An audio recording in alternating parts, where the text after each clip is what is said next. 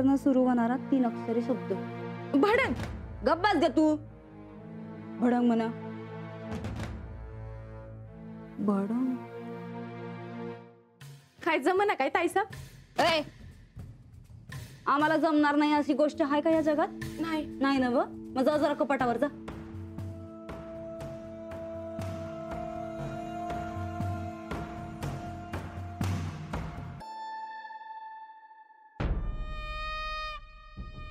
अहो ताईसाहेब, ताईसाहेब जाऊ दे की, कोड्याला काय घेऊन बसलाय? अहो जाणती माणसं म्हणतात,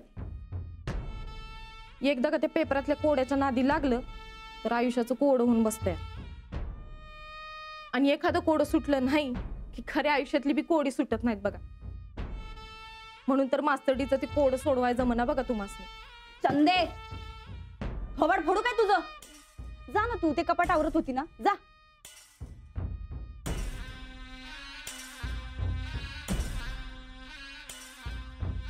चढाओढीला उडवित होते ग बाई मी, पतंग उडवित होते ग बाई मी.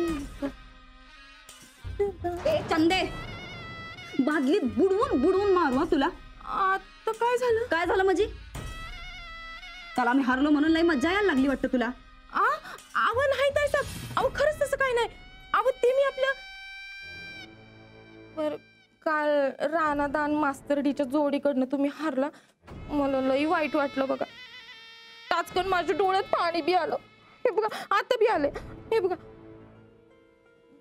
तुम्हाला हारवून ती जोडी दाताड कशी काढत होती. जोडी जोडी काय चाललंय ग चंदे तुझं? जोडी बनूच देणार नाही आम्ही.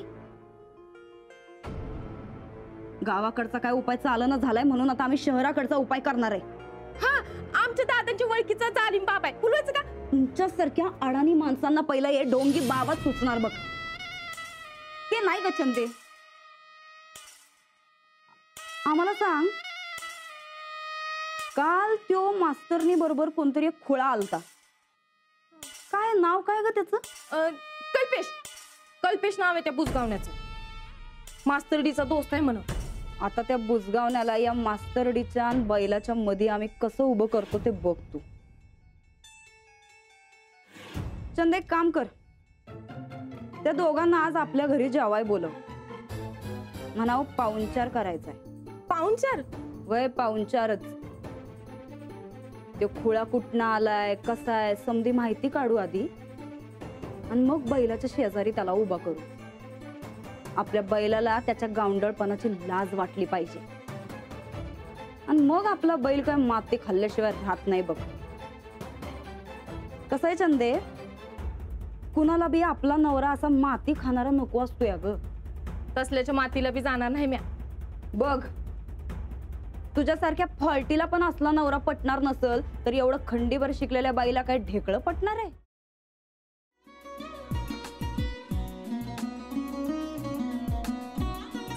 लावू का? असाच लावू ना.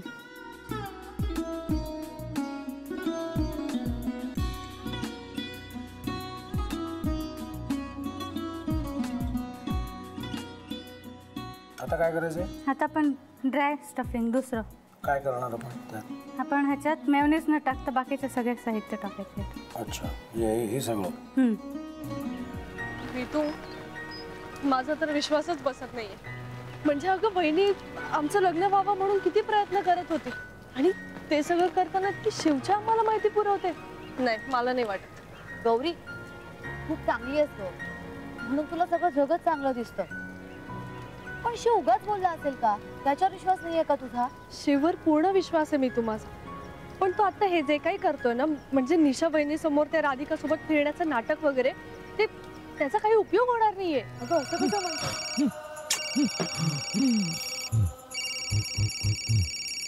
अगं नीलिमा, जतीन भाईंचा कॉल आहे.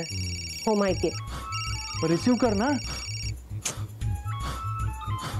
अगं बघ, कट झाला. आता तू रिसीव्ह केला नाहीस म्हणून ते मला करतील. अब पुन्हा आला बघ. घे बघू. पण हे एक ना एक दिवस घडणारच होतं. आता मला कळलं तुम्ही 2 दिवस झाले काय सांगत होता ते. बनू हे संकेत असतात आणि हे ठरवून येत नसतात. मी बाहेर तुमची वाट बघते.